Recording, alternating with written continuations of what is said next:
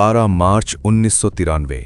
ये वो दिन था जिसने दाऊद को एक डॉन से बदलकर देशद्रोही बना दिया। मुंबई की सड़कों पर एक के बाद एक 12 धमाके होते हैं। पूरा देश दहल जाता है। लेकिन इन धमाकों के पीछे जो दिमाग था वो कोई विदेशी दुश्मन नहीं, बल्कि इसी शहर की गलियों में पला बढ़ा एक सिपाही का बेटा था। एक ऐसा शख्स जिसने मुंबई पुलिस की नाक के नीचे डी कंपनी का साम्राज्य खड़ा किया और फिर देखते ही देखते दुनिया का मोस्ट वांटेड बन गया। आखिर कैसे एक मामूली स्मगलर दुबई के बुर्ज खलीफा से भी ऊंचे रसूख तक पहुंच गया, और क्या है उसके कराची में छिपे होने का काला सच। कहानी शुरू होती है मुंबई के डोंगरी इलाके से।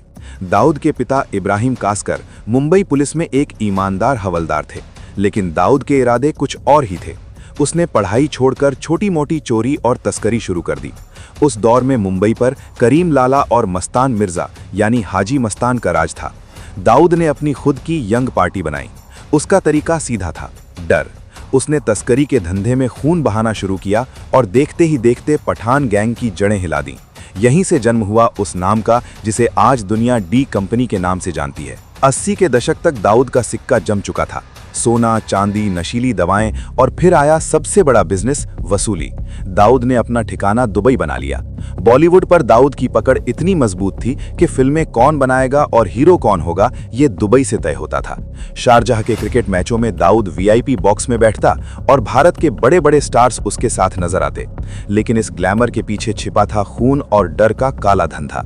जो दाऊद की बात नहीं मानता उसके लिए सिर्फ एक ही सजा थी, मौत। 12 मार्च 1993। ये वो दिन था जिसने दाऊद को एक डॉन से बदलकर देशद्रोही बना दिया।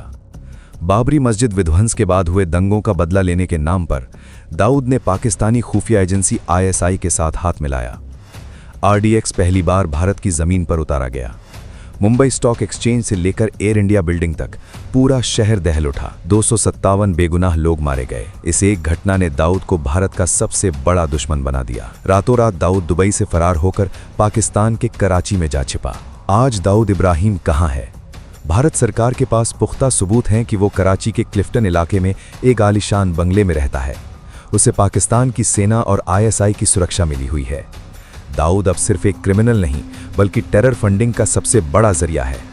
नकली नोटों का कारोबार हो या नशीले पदार्थों की तस्करी, डी कंपनी का नेटवर्क आज भी 25 से ज्यादा देशों में फैला है। हालांकि कई बार उसकी मौत की खबरें उड़ी, कभी जहर दिए जाने की तो कभी बीमारी की, लेकिन आज तक इसकी आधिकारिक पुष्टि नहीं हुई है। दाऊद इब्राहिम आज भी एक पहेली बना हुआ है, एक ऐसा अपराधी जिसे पकड़ने के लिए पूरी दुनिया की एजेंसियां लगी हैं, लेकिन वो राजनीतिक संरक्षण के कारण बचा हुआ है। क्या आपको लगता है कि दाऊद कभी भारत की जेल में होगा? अपनी राय कमेंट्स में जरूर बताएं। अगर ये वीडियो आपको इन्फॉर्मेटिव लगी तो इसे लाइक करें और ऐसे ही क्राइम और हिस्ट्री के वीडियोस के लिए सब्सक्राइब करें।